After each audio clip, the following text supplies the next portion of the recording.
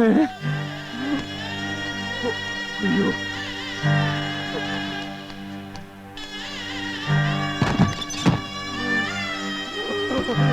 അച്ഛാ.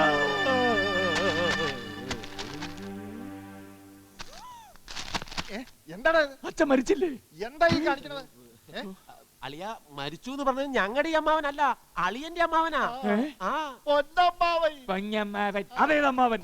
അതേ 975 മാർച്ച് മാസം 16-ാം തീയതി അർദ്ധരാത്രി അളിയന്റെ മുത്തശ്ശനായ പൊന്നുമടത്തിൽ ശ്രീകൃഷ്ണ പൊതുവാളുമായുണ്ടായ വാക്ക് തർക്കത്തിലും തുടർന്നുണ്ടായ വഴക്കിലും മനം നൊന്ത് കള്ളവണ്ടി കയറി സിലോണിലേക്ക് പുറപ്പെട്ടു പോയ ലോലഹൃദയനായ പൊന്നമ്മാവൻ. ഇത് ഞങ്ങൾ പറഞ്ഞതല്ല, ഞങ്ങളുടെ ഈ അമ്മാവൻ പറഞ്ഞതാ. അതെ, ആ അമ്മാവൻ പോയളിയ മരിക്കുന്നതിന് മുമ്പ് എഴുതി വെച്ച വിൽപ്പത്ര പ്രകാരം സമ്പാദ്യമായ 3.5 കോടിയും ഏകമകൾ ലക്ഷ്മിക്കുട്ടിയെയും അളിയന്റെ പേർക്കായി എഴുതി വെച്ചിട്ട് പോയിരിക്കുന്നത്. സർവ വിവരത്തിനും വക്കീൽ ഇതേ കത്തയച്ചിട്ടുണ്ട്, വായിച്ചു നോക്ക്.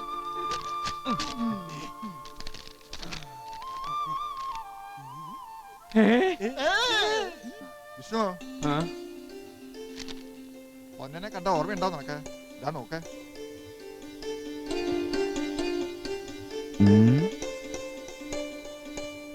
ഇവിടുന്ന് പോയി 1 മാസം കഴിഞ്ഞപ്പോ ഒരു കത്ത് വന്നു. സിലോണിലെത്തി ഏതോ ഒരു സർക്കസ് കമ്പനി ചേർന്നെന്നും ഇനി നാട്ടിലേക്കില്ലെന്നും. പിന്നെ ഒരു വിവരവും ഇല്ലായിരുന്നു. അയ്യോ, എനിക്ക് മതി.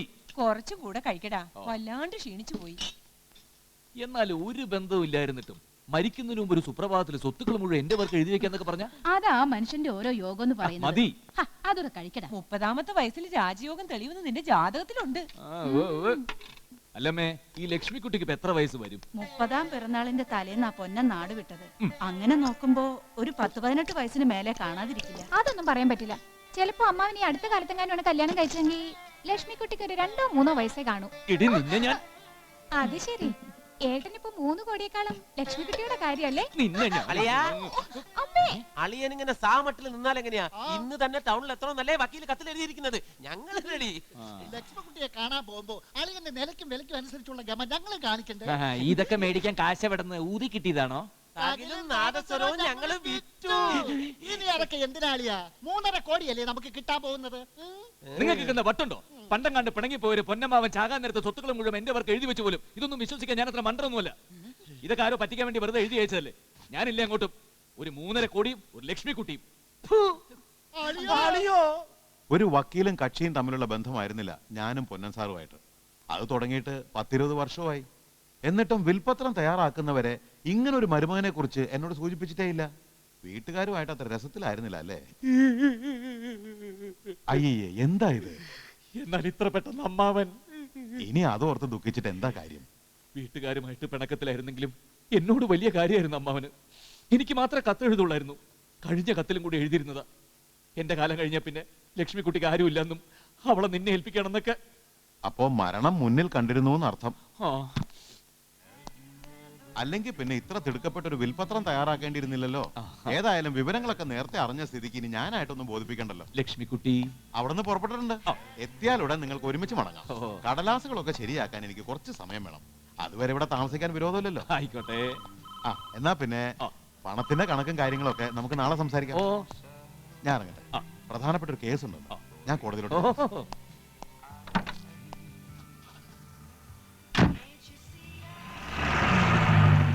ലക്ഷ്മിക്കുട്ടി. അളിയോ,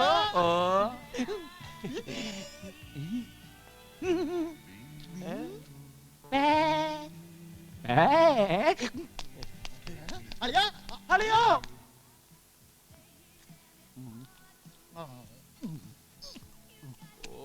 മതി, നിർത്ത് ആർത്തി പണ്ടാരം. ആ വക്കീലെങ്ങാനും വന്ന് കണ്ട ഇന്നേ വരെ ഫുഡ് കണ്ടിട്ടില്ല എന്നല്ലേ വിചാരിക്കൂ. ഞാൻ ആലോചിക്കുന്നില്ല. ലക്ഷ്മിക്കുട്ടി വന്നാലും നമുക്ക് ഉടനെ അങ്ങ് പോകണ്ട. ഒരു 10 ദിവസം കൂടെ ഇവിടെ നിന്ന് സുഖത്ത് കഴിഞ്ഞിട്ടൊക്കെ പോയാൽ മതി. എന്തിന് 10 ദിവസമാക്കുന്നു? ഒരു 10 മാസം കഴിഞ്ഞ് ലക്ഷ്മിക്കുട്ടിയുടെ പേരും കൂടി കഴിഞ്ഞിട്ട് അങ്ങോട്ട് പോവാം. കിട്ടിപ്പോയാളിയാ. 3.5 കോടിയുടെ കണക്ക് ശരിയായത് ഇപ്പഴാ. 50 ലക്ഷം എനിക്ക്, 50 ലക്ഷം രാജപ്പൻ, പിന്നെയുണ്ട് 2.5. രേവതിയുടെ കല്യാണം നടത്താൻ ഒരു 10. പിന്നെ നമുക്ക് ആ വീടൊന്ന് പുതുക്കി പണിയാം. അത് കഴിഞ്ഞ് ബാക്കിയുള്ളതിനെ സ്വർണം കൊണ്ടൊരു നാസരം വാങ്ങിച്ചിരുന്നു ഊതാം. വക്കീൽ വന്നു. Good morning. Good morning. എല്ലാ പേപ്പേഴ്സും റെഡി ആയിട്ടുണ്ട്. വിൽപത്രത്തിന്റെ കോപ്പി. ഓഹോ. ഇത് ലക്ഷ്മിക്കുട്ടി ഏറ്റെടുത്തായിട്ടുള്ള സമ്മതപത്രം. ആ. ആദ്യം ഇതിലൊരു ഒപ്പിടണം. ഓ. ആ പിന്നെ ഒരു കാര്യം, ഏറ്റെടുത്ത് കഴിഞ്ഞാൽ പിന്നെ ലക്ഷ്മിക്കുട്ടിയുടെ എല്ലാ അവകാശങ്ങളും ഉത്തരവാദിത്വവും ഇനി വിഷ്ണുനാരായണന് മാത്രമായിരിക്കും. അവളെ ഉപേക്ഷിക്കുകയോ പീഡിപ്പിക്കുകയോ ചെയ്യരുത്.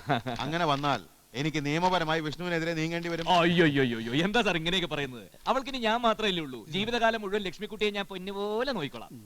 ഇനിയുള്ളത് പണത്തിന്റെ കാര്യം. എല്ലാം ഡ്രാഫ്റ്റ് ആയിട്ടാ വെച്ചിട്ടുള്ളത്. ഓ. ഇതൊരു 50 ലക്ഷത്തിന്റെ ഈറോഡിലുള്ള ഷൺമുഖം ചെട്ടിയാർക്ക് കൊടുക്കാനുള്ളത്. കൊടുക്കാനുള്ളതോ? അതെ. ആർക്കെങ്കിലും ഒരു പൈസയെങ്കിലും കൊടുക്കാനുണ്ടെങ്കിൽ അത് കൊടുത്തു തീർക്കാതെ ഉറക്കം വരില്ല പൊന്ന സാറിന്. അതായിരുന്നു പ്രകൃതം. ഇപ്പതാ സർക്കസ് കമ്പനി പൊളിഞ്ഞിട്ടും അവസാനത്തെ ഉറക്കത്തിന് മുമ്പ് എല്ലാം തീർത്ത് വെച്ചിട്ടല്ലേ പോയത്.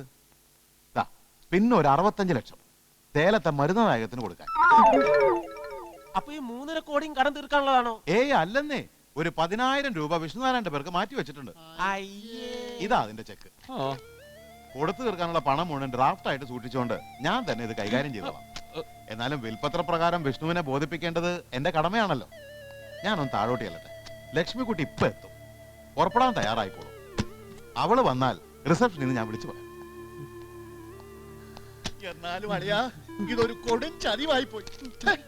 ഒരു മരുമകൻ എഴുതി വെച്ചിരിക്കുന്ന ഇഷ്ടദാനം കണ്ടില്ലേ? 10,000 കുലുവ. എന്തെല്ലാം പ്രതീക്ഷകളായിരുന്നു. എല്ലാം തകർത്ത് കളഞ്ഞല്ലോ അളിയാ. തകർന്നത് നമ്മളല്ലേടാ രാജപ്പ. അളിയൻ രക്ഷപ്പെട്ടില്ലേ? പണമായിട്ട് 10,000 ഉള്ളെങ്കിലും ലക്ഷ്മിക്കുട്ടിയെ കിട്ടിയില്ലേ? അവളുടെ പേരിൽ ഒരു 50 ലക്ഷം രൂപയെങ്കിലും കരുതി വെക്കാതെ അമ്മാവൻ ചാവോ? അത് ശരിയാണല്ലോ. പിന്നെ കയ്യിലും കഴുത്തിലും എല്ലാം കൂടെ ഒരു 10-100 പവൻ വേറെ കാണും. അളിയാ, ഒരുപാട് സ്വപ്നം കണ്ടതല്ലേ അളിയാ ഞങ്ങളും. അവളുടെ കയ്യിൽ നിന്നൊരു വളയെങ്കിലും ഞങ്ങൾക്ക് ഊരി തരണേ. എവിടെങ്കിലും പഴയ തകിലും നാദസ്വരമെങ്കിലും കിട്ടുമോന്ന് നോക്കാമല്ലോ. ഹലോ, വന്നോ? ഇതാ ഇപ്പൊ വരാം. അളിയാ ലക്ഷ്മിക്കുട്ടി എത്തിയെന്ന്. താഴെ ഉണ്ടെന്ന്.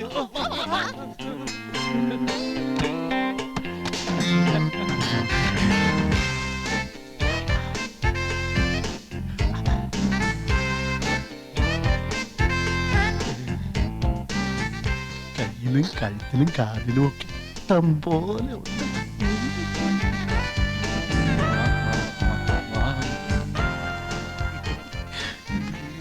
നമസ്കാരം. ഇനി ഇവിടെ ഇരിക്കണ്ട, മേളിൽ AC മുറിയുണ്ട്. നമുക്ക് അങ്ങോട്ട് പോവാ. ആൾ അവിടെ ഉണ്ട്. ലക്ഷ്മിക്കുട്ടി അല്ല. എന്താ ഇവിടെ തന്നെ നിന്ന് കളഞ്ഞ്? ലക്ഷ്മിക്കുട്ടി എത്തി.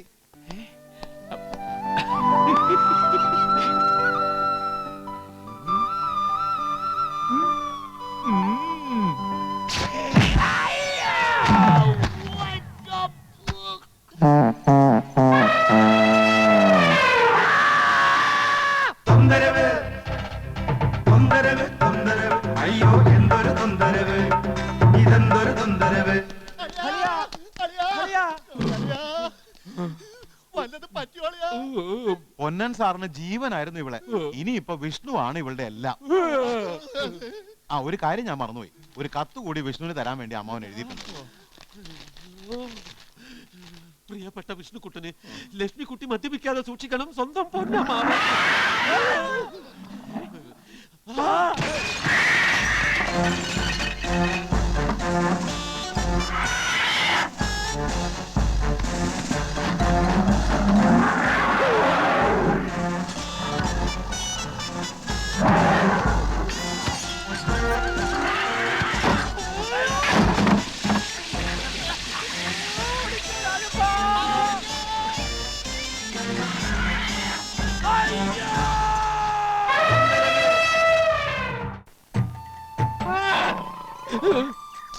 എന്റെ പൊന്നു ലക്ഷ്മിക്കുട്ടി, നിന്റെ ഈ ആനക്കാലി ഞാൻ പിടിക്കാം. എന്നെ ഒന്ന് വെറുതെ വിട്ടേക്ക്.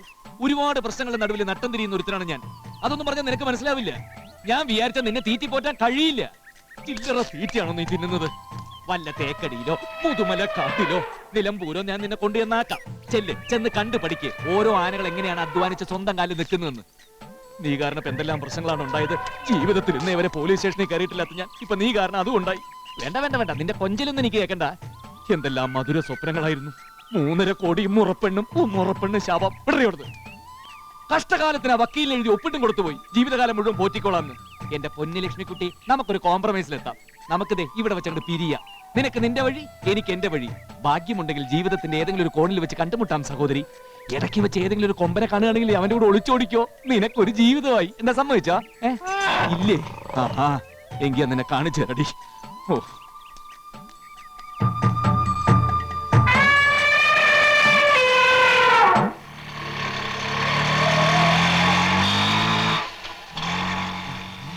വിഷ്ണു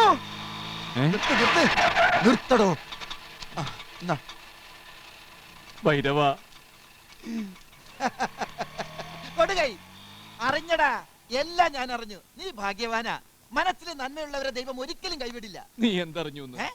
ഇരുന്ന ഇരിപ്പിലല്ലേ 3.5 കോടി ഒരു കിളുന്ത് പെങ്കൊച്ചും കയ്യിൽ വന്നത്. ഇനിയിപ്പൊ തിരുവാഭരണം തിരിച്ചെടുക്കാൻ എന്താ പാട്? എന്തിനു തിരുവാഭരണം മാത്രമായിട്ടാക്കണോ? ഒരു ക്ഷേത്രം തന്നെ പണിത് കൊടുത്താലോ എന്ന് ആലോചിക്കാൻ ഞാൻ. ഏയ് അത്രയ്ക്ക് വേണ്ട. ആ അതിരിക്കട്ടെ, എവിടെ നിന്റെ ലക്ഷ്മിക്കുട്ടി? അവളെവിടെ? കാണാൻ എങ്ങനെ സുന്ദരിയാണോ? നിനക്ക് ചേരുവോ? എന്നേക്കാ കൂടുതൽ ചേരുന്നത് നിനക്കാ. ആഹാ. ആ നിന്റെ ഈ താടി പോലെ തന്നെ അവളുടെ മുടിയും. വെറുതെ ഇരി വിഷ്ണു. ഭൈരവ, സത്യം ഞാനൊന്ന് തീരുമാനിച്ചടാ. എനിക്ക് 3.5 കോടി മതി. ലക്ഷ്മിക്കുട്ടിയെ നീ എടുത്തോ. എവിടെ കക്ഷി? ആ ആലിന്റെ പുറകെ എന്നോട് പിണങ്ങി പോയി നിൽക്കുക. കരയില്ലേ വിഷ്ണു, കരയില്ലേ. അതിനിടക്ക് പിണക്കമായോ? ഈ പെമ്പിള്ളാരെ സ്വഭാവം എങ്ങനെയാ? പിണക്കം മാറ്റി തരാം. Cool down, cool down. Lakshmikutty